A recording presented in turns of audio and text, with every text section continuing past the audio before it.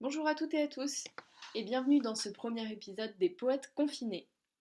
Avant toute chose, je précise que cette première vidéo est expérimentale, puisque c'est la première fois non seulement que je tourne, mais aussi que je monte une vidéo de ce type. Par conséquent, je vous prie d'excuser les quelques bafouillages et cafouillages qu'il pourrait y avoir dans ce premier épisode.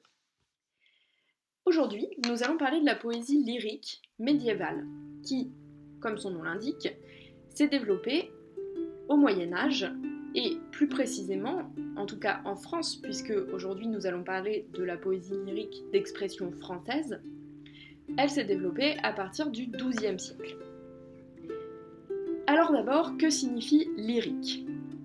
Cet adjectif est dérivé du mot lyre, qui désigne un instrument de musique que l'on associe depuis l'Antiquité au dieu Apollon ou encore au poète mythique Orphée. Dans le domaine poétique, le lyrisme désigne un genre où le thème dominant est l'expression des sentiments personnels. Entre autres et surtout, le sentiment amoureux. C'est pour cela qu'en analyse littéraire, on emploie souvent l'expression le jeu lyrique, du pronom personnel je, pour désigner l'énonciateur du poème. Au passage, si la poésie lyrique d'expression française a vu le jour au Moyen-Âge, elle ne s'est bien évidemment pas limitée à cette période, et aujourd'hui encore, on écrit des poèmes lyriques. En revanche, les formes, les thèmes dominants, mais aussi les codes de ce genre poétique ont beaucoup évolué. Les premiers poètes lyriques en France s'appellent les troubadours, et ils s'inspirent entre autres de la poésie musicale arabe, qui est elle-même très présente en Espagne. Et c'est ce qui explique que cette tradition de la poésie lyrique se soit d'abord répandue dans la moitié sud de la France, dans une langue qu'on appelait alors la langue d'oc. En effet, à cette époque, la France était loin d'être parfaitement unifiée, aussi bien au niveau de son territoire qu'au niveau de ses coutumes, et aussi bien sûr de sa langue.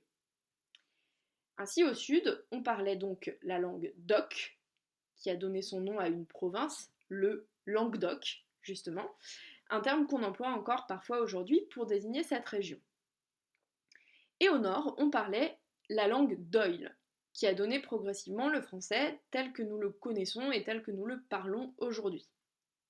La langue d'Oc, de son côté, a continué d'exister sous une forme résiduelle, sous la forme d'un dialecte en réalité, qui est encore parlé dans certaines régions du sud et que l'on appelle maintenant l'occitan.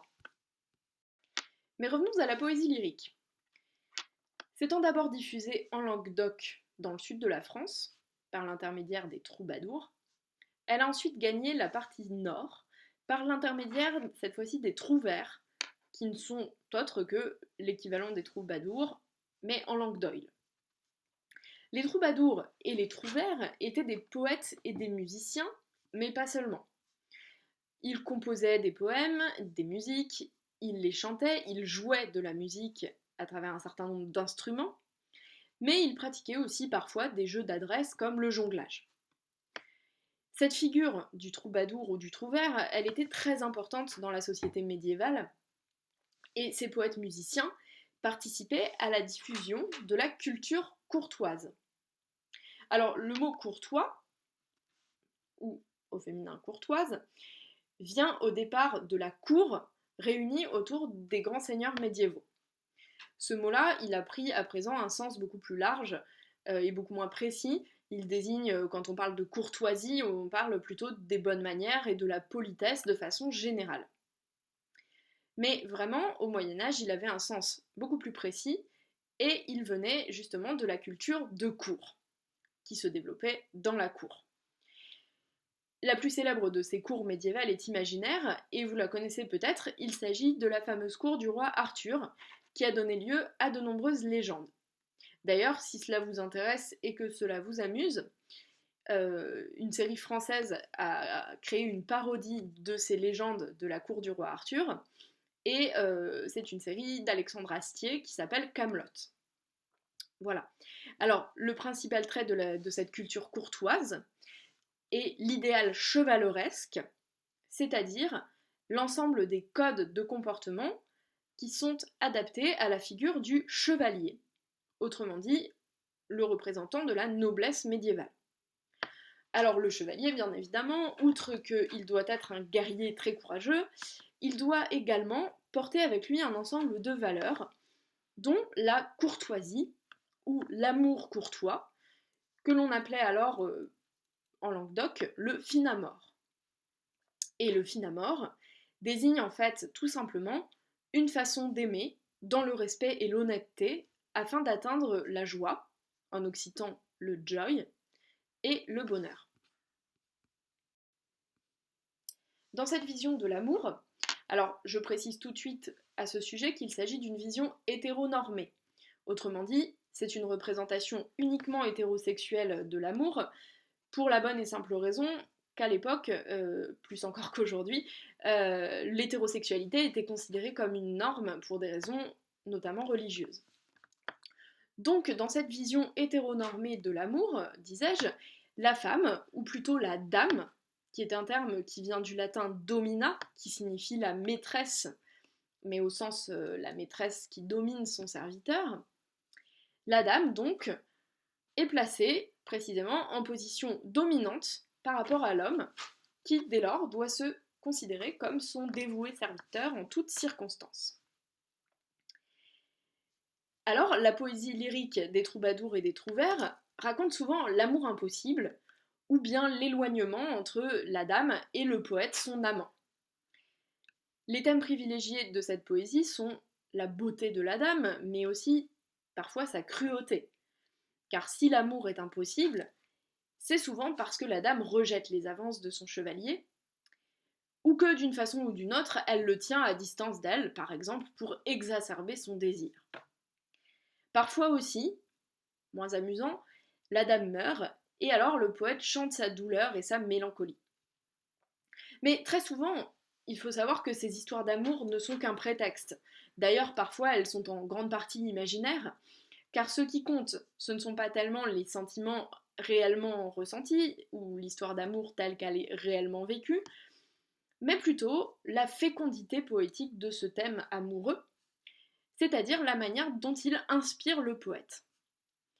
Au reste, l'amour n'est pas non plus la seule source d'inspiration du poète lyrique, qui peut également aborder d'autres sujets, comme la guerre, parfois la politique de façon générale, la vieillesse, la crainte ou au contraire l'acceptation de la mort.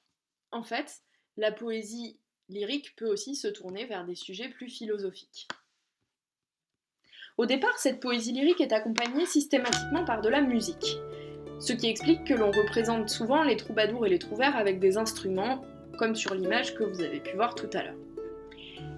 Mais à partir de la fin du XIVe siècle et tout au long du XVe, la poésie lyrique se détache progressivement de son accompagnement musical, et à partir de ce moment-là, les poètes commencent, par conséquent, à accorder davantage d'importance, non seulement au texte, mais aussi aux formes poétiques, et ils exploitent les ressources offertes par certains genres bien codifiés, comme par exemple la ballade ou le rondeau. Pour autant, ils continuent d'utiliser les thèmes du finamore dans ces poèmes, notamment à travers les métaphores, les images, qui sont issues de récits allégoriques, comme par exemple le roman de la Rose, qui est un long poème allégorique écrit par deux auteurs, Guillaume de Loris et Jean de Meun, au XIIIe siècle. Dans ce récit, pour ne prendre que quelques exemples, le printemps, que l'on appelle au Moyen-Âge la reverdie, désigne la naissance de l'amour, le bouton de rose désigne l'objet du désir, donc bien évidemment la dame, et les sentiments eux-mêmes deviennent des personnages. Ainsi, la rose est enfermée dans un château peuplé d'allégories malveillantes, comme jalousie, écrit avec un grand J, puisque c'est une majuscule, puisque c'est un personnage, justement, et jalousie, c'est l'un des ennemis que l'amant poète doit vaincre s'il veut espérer approcher sa dame. Tous ces codes, je vous en ai cité quelques exemples, sont réemployés, mais souvent ils sont transformés, ils sont adaptés, modernisés, voire quelquefois pastichés ou parodiés par les poètes qui en font usage. Présentons maintenant quelques-uns de ces poètes lyriques. Le premier poète que je voudrais vous présenter rapidement, c'est une poétesse en fait, et c'est l'une des premières femmes de lettres d'expression française. Elle s'appelle Christine de Pisan, et elle a vécu entre 1364 et 1430. Alors certes, ce n'est pas la première femme à avoir laissé des œuvres littéraires en français. Au XIIe siècle, par exemple, la poétesse Marie de France l'avait fait aussi. Mais Christine de Pisan, elle n'est pas seulement poète, elle est aussi philosophe, elle a écrit des traités politiques. Bref, elle s'est illustrée dans de nombreuses disciplines intellectuelles. Et elle s'est aussi attirée beaucoup de critiques de la part de ses comparses masculins, pour la bonne et simple raison que c'était une femme. Ce qui explique aussi qu'elle a été longtemps délaissée par la critique littéraire qui, comme la plupart des institutions, se caractérise bien souvent par sa misogynie. En matière de poésie lyrique, Christine de Pisan a écrit par exemple un recueil qui s'appelle 100 ballades d'amants et de dames, ou encore, autre exemple, un long poème allégorique qui s'appelle La Cité des Dames, dont vous pouvez voir le manuscrit enluminé qui s'affiche. Ensuite, je voudrais maintenant vous parler d'un autre poète qui est Charles d'Orléans. Un poète, mais aussi un homme politique dont la vie fut très mouvementée, et pour cause, puisqu'il n'était rien moins que duc d'Orléans, neveu du roi de France Charles VI, et père du futur roi de France Louis XII, d'où son surnom de prince poète. Et oui, c'était pas rien, l'ascendance et la descendance de Charles d'Orléans. Il a notamment participé à la guerre de Cent Ans, qui opposa la dynastie Plantagenet à la dynastie Valois, et à l'occasion de la très célèbre bataille d'Azincourt en 1415, il est fait prisonnier par les Anglais et il est emmené en Angleterre. Voilà donc littéralement notre poète confiné, et il l'est resté pendant 25 ans. On espère que ce sera un peu moins long pour nous. Mais heureusement pour lui, sa prison était assez confortable, ce qui fait qu'il a pu écrire des poèmes. Il a écrit notamment un recueil de 123 ballades, où il clame son amour pour sa dame, et la séparation avec sa dame, mais il raconte aussi son évolution en tant qu'homme politique, en tant que poète, son vieillissement, son abandon de l'amour pour des thèmes plus philosophiques, et pour la posture qu'il appelle le nonchaloir, son manoir de nonchaloir très précisément, c'est-à-dire une forme de détachement, a priori plutôt négative, mais qu'en fait lui, il arrive à transformer en une sorte de sagesse. Il aborde également des sujets politiques dans certains poèmes, où il se montre souvent assez virulent à l'encontre des Anglais. Alors, personnellement, ce sont des poèmes que je trouve assez drôles, donc je vous en lis un extrait pour le plaisir. C'est un extrait d'une ballade que Charles d'Orléans a écrite pour se moquer des Anglais, après la récupération par la France des provinces de Guyenne, donc une province dans le sud-ouest de la France, et de Normandie. Comment vois-je ces Anglais ébahis? Réjouis-toi, franc royaume de France. On n'aperçoit que de Dieu sont haïs, puisqu'ils n'ont plus courage ni puissance. Bien pensé par leur outrecuidance, toi surmonter et tenir en servage. Et ont tenu à tort ton héritage, mais à présent, Dieu pour toi se combat, et se montre du tout de ta partie. Leur grand orgueil entièrement à bas, et t'a rendu Guyenne et Normandie. À la fin de sa vie, rentré en France, Charles d'Orléans se réfugie à la cour de Blois, dans le centre du pays, où il écrit plutôt des rondeaux, qui est une forme de poème beaucoup plus court que la ballade, et de forme circulaire. Enfin, j'aimerais vous présenter l'un des poètes médiévaux les plus connus, qui est François Villon, qui a vécu entre 1431 et 1463. Alors lui aussi, il a eu une vie très mouvementée, mais pas vraiment comme Charles d'Orléans. Sa vie, elle était mouvementée parce que c'était ce qu'on peut appeler un rebelle, qui n'hésitait pas à commettre des délits, voire des crimes, pour différentes raisons. Par exemple, dans sa jeunesse, il est accusé d'avoir tué un prêtre, d'avoir cambriolé, etc. Il est tout de même accueilli à la cour de Charles d'Orléans à Blois, comme je vous le disais tout à l'heure, mais il n'arrive pas à y faire carrière. Il devient alors ce qu'on appellerait aujourd'hui un SDF, un sans domicile fixe, et il mène une vie assez misérable. Tout cela, cependant, ne l'empêche pas d'écrire de nombreux poèmes qui connaissent un certain succès, même à son époque. Ce qui est assez original dans son œuvre, c'est que par rapport à d'autres poètes de la même époque, elle a une coloration beaucoup plus autobiographique. Notamment, François Villon a une façon particulière de parler de la mort et de parler de sa propre mort, comme il le fait dans un recueil qui s'intitule Le Testament, au point que certains critiques, qui jugent très moderne sa façon d'écrire et de traiter ce genre de sujet, le comparent à Baudelaire, un poète très connu du XIXe siècle. On peut donc dire que Villon se caractérise par sa grande modernité dans son époque.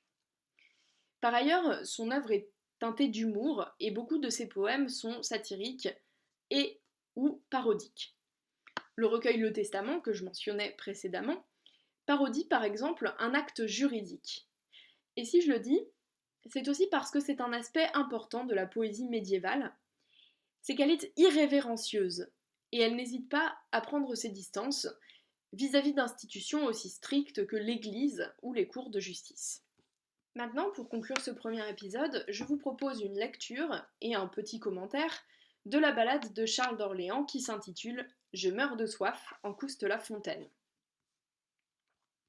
Je meurs de soif en Couste-la-Fontaine, tremblant de froid au feu des amoureux. Aveugle suis, et si les autres mènent, pauvre de sens, entre sachant l'un d'eux, trop négligent, en vain souvent son mieux, c'est de non fait une chose fait, en bien et mal par fortune menée. Je gagne temps et perds maintes semaines, je joue et ris quand me sens douloureux. Déplaisance j'ai d'espérance pleine, j'attends bonheur en regrets angoisseux. Rien ne me plaît, et suis si désireux. Je m'éjoye et course à ma pensée, en bien et mal, par fortune menée. Je parle trop et me tais à grand-peine. Je m'ébahis et suis si courageux. Tristesse tient mon confort en domaine. Faillir ne puis, aux mains à l'un des deux. Bonne chère je fais quand je me deux, maladie m'étant santé donnée, en bien et mal, par fortune menée. Prince, je dis que mon fait malheureux, et mon profit aussi avantageux, sur un hasard j'asserai quelque année, en bien et mal, par fortune menée. Comme vous avez pu l'entendre, la langue médiévale est très différente du français moderne, à tel point que vous avez sans doute eu du mal à comprendre. Rassurez-vous, les Français non plus ne comprennent pas tout, et il faut être habitué à cette langue. Il faut en fait l'avoir apprise, avoir appris ce qu'on appelle l'ancien français, pour bien comprendre ce poème.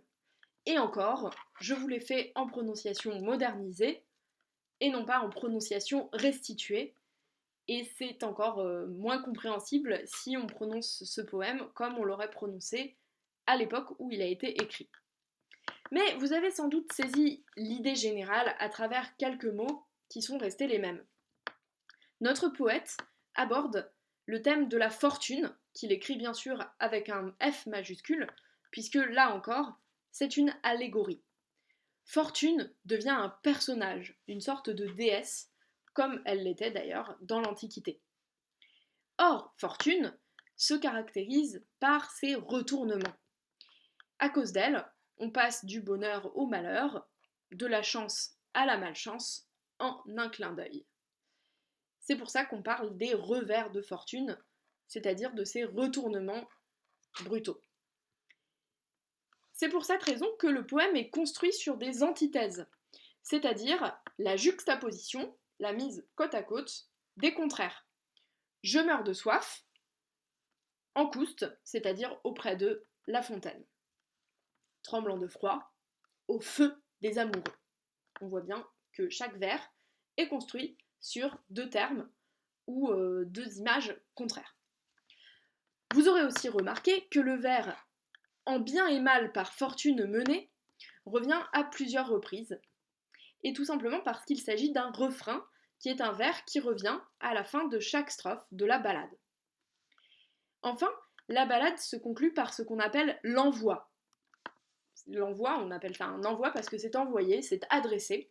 Et ici, c'est un envoi adressé au prince, d'après l'apostrophe prince, tout simplement. Comme vous pouvez le voir, donc, la ballade est une forme très codifiée, c'est-à-dire qui comporte de nombreux codes, avec toujours notamment le même nombre de strophes et de vers. Attention, dernière petite remarque vocabulaire, il ne faut pas confondre la ballade avec 2 L, qui désigne cette forme poétique que je viens de vous présenter, et la ballade avec un seul L, qui, en langage familier, désigne une promenade. Voilà, c'est la fin de ce premier épisode, de cette vidéo sur les poètes lyriques médiévaux. J'espère qu'elle vous a intéressé, et je vous dis à la semaine prochaine pour une plongée dans la Renaissance parmi les poètes de la Pléiade. Et d'ici là, portez-vous bien, soyez prudents et restez chez vous.